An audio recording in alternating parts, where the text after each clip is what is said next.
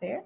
Okay, so let me tell you who I am, so that way Okay. you're not talking to just some random person. And then I just have a handful of questions for you.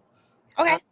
So my name is Kat Young. I'm on the board of directors for EHI, and I just joined in March or April of this year. One of my best friends, Tiffany, works at EHI, and she does social media Okay. marketing. And I'm helping out with the EHI Fall Fundraiser. So I thought that I work in higher education recruiting international students. And since I work with young people, I just feel like, you know, it would be a really great opportunity to get the alumni of EHI together and get your stories, because I think that that's what donors need to hear more about in order to help us at the fundraiser to raise more money. And also I thought it would be cool to hopefully start like an alumni association, because it seems like you guys have such positive memories of the organization, and when you're available, a lot of you go and visit and do something to contribute, and just being who you are. I just think it would be nice if you had a good experience for you to be able to connect with people. I'm sure you already still are friends with many people, but. Yeah, actually one that you had just talked to, I think, previously this week, he messaged me and was like, hey, like I just spoke to her and it made me want to hit you up and see how you were. So That's awesome. That's great. Was that Evan by any chance? yes. Ah, that's great. That's great. He was wonderful. So sweet. Yeah. It was really a lot of fun to talk to him. Oh, well, I'm glad he reached out. So that's great. Yeah. Good. Well, yeah, and that's really what I want, is like hopefully to generate those kinds of connections, because clearly you guys are friends, but you don't get to talk to people sometimes. So it's nice to kind of, reestablish that every now, when you can. So, all right. So basically, what I would love to do is just ask you a few questions, and yeah, that's pretty much it. So let's start with, what years were you a part of EHI's programs? Oh boy. Or what ages? I believe I was there towards the end of elementary school up until high school. So like 6th grade through 9th? Yeah, I would say that. Maybe even 5th grade to 9th. 5th grade through 9th. Okay. And how old are you now? I'm 27.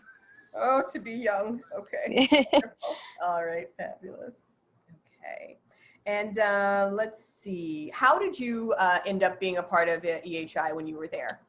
They had did a summer camp one year, and I entered the lottery and got into that.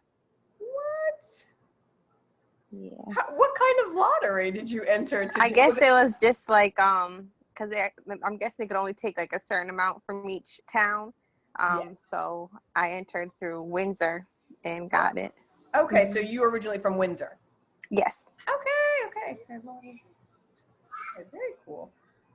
All right. And so did you only do the summer camps, or did you do other programs there? What did you do? I started the summer camp, and then I continued on and did the year-long one where you go on every Saturday.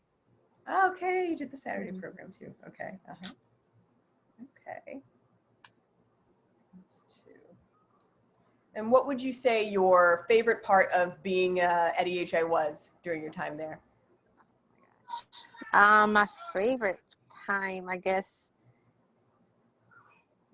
I know, like, of course, the horseback riding, like the lessons were really fun, but I had a really good time with my group. I remember I was in the gold group when I started, and we were just like so much fun. So just like hanging around the barn and stuff with them and having fun I liked that. Did you ever, were you ever a counselor or anything while you were there? Since you left around 8th, 9th grade, then maybe not so much. No, I don't know. With your friends in the group, okay. So who were some of the people that you remember hanging out with? I mean, of course, Evan and probably Emily, but. Yeah, Evan, Emily, I know they had a friend, Marianne, and then Dijon, Dijonay. Who else was our little group? And I know I had a friend, Abby. She was only there for like about maybe 1 year, but it was basically that, our little circle. That was it. Okay. Oh, and Matt Akers. Yes, I just spoke to him yesterday. Oh, such nice people. Yeah. And Dijon is a name that has popped up a number of times, so I can't wait to get in touch with this guy. Okay. Yeah, I think no, he moved out of state, I want to say, but I can't remember where. Okay. Yes. Don't worry. I will find him. But yeah, it's so funny. Yeah, so many. It's interesting the cross section of people who know each other. But yeah, this name has come up a number of times. So I'm like, I gotta talk to this guy. Awesome. Okay, good. Nabby, I've heard about her. Dijonay, and Marianne. Okay, cool. All right, so I'll check my list for those. And let's see. Okay. Do you still ride horses now? Not really. I actually every September my family, they go to it's like this dude ranch in upstate, or not right upstate, but in New York. Yeah. And we go every September, so I actually just came back from that this past week. So about once a year I do. That's really nice though. I mean, some people like once they leave they don't get to, so that's actually that's a pleasant surprise. That's it's awesome. Yeah. And had you been riding horses before you started the program? No, never. Oh, that's so crazy. Okay, so that kind of helped. That's nice. Yeah. What level? Because I heard that because I didn't ever do the program, but I heard that there's like different colors and stuff. Like, what level of horseback riding were you at by the time? I was at the advanced one, like that. We were in the high group. That's the gold group, you know. Yes. The infamous gold group. Yes. That's great. Now, what would you say are some of the things that you learned during your time there that maybe you still feel are values that you have now, or just like what did you learn during your time there? I don't know if this is considered learned, but I definitely opened up a lot more, because I know when I first started, I was kind of like a shyer, quiet kid, and by the time, like, I think that was like the first summer, by the time like the year-long program ended that following year, like I was a totally different person, and a lot more open. So just being more open and like talking, because I guess I wasn't like that before. So I never had an issue with like opening up to different types of people, but I think just in general, like just being more open and just talking to everybody, whether like I knew them that well or not. Wow, that's very impressive, especially when you're so little too. It's really difficult when you're 9 or 10 to feel comfortable doing that. So, okay. Now, do you have siblings? Or are you an only child? I have 2 sisters. Okay, but you were the only one who did the program? Yeah. Are you like, where are you in the? I'm the youngest. The baby. Oh. Yeah. Okay.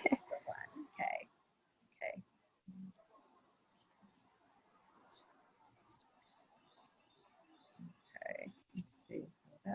What do you do now? I'm a correction officer.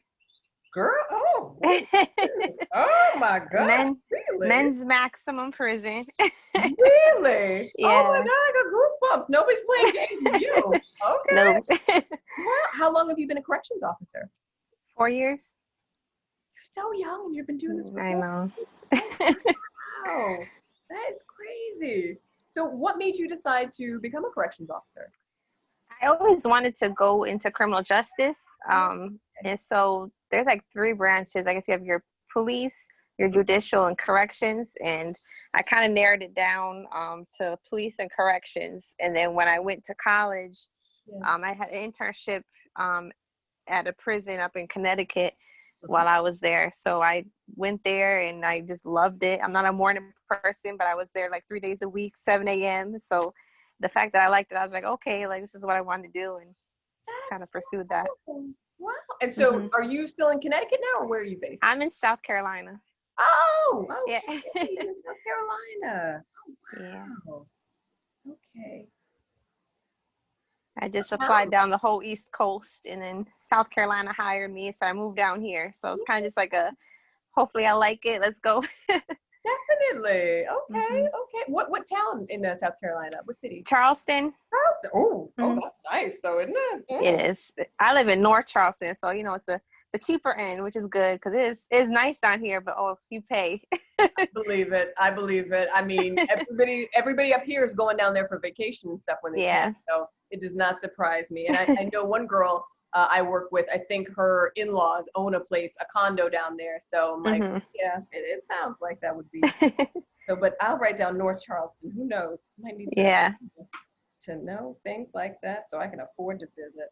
Okay, that's great. Wow. Okay, so you're doing that. Where did you go to college? Central Connecticut. Central Connecticut? Mm-hmm. Yeah, you studied criminal justice there. Yeah. Okay. Now, were you like, does like being a corrections officer or working in law enforcement, is that something that runs in your family or no? Not at all. Not at all. I think I have like an uncle that might, but that's about it. Yeah. Wow. But you said you even when you were younger, that was something that interested you.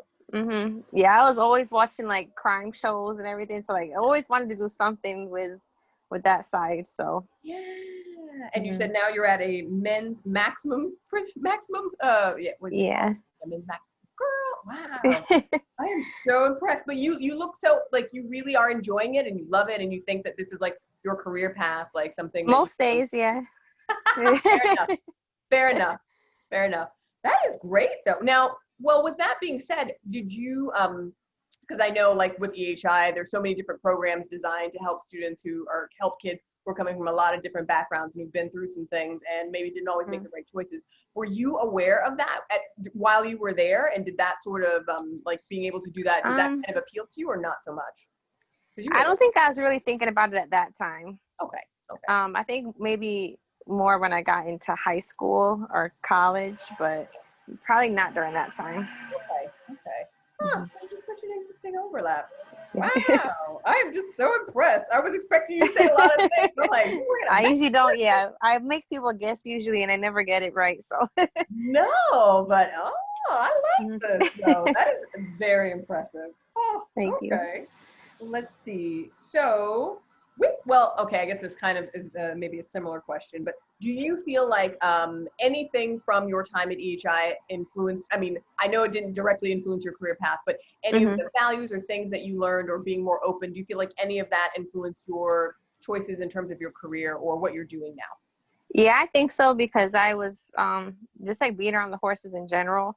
I definitely was nervous at first. I was always scared. Like I know whenever they started like us on like the next level of something, I was always the one to like kind of be like, I don't know. Like I know when they started, I think it was during the summer, they wanted us to do bareback riding. And I was like, okay, cool. But then they wanted us to like canter and stuff bareback. And I was like, I don't know about all that. So I just know like they definitely made me like push my limits and like get my courage up there. And they had me on war paint.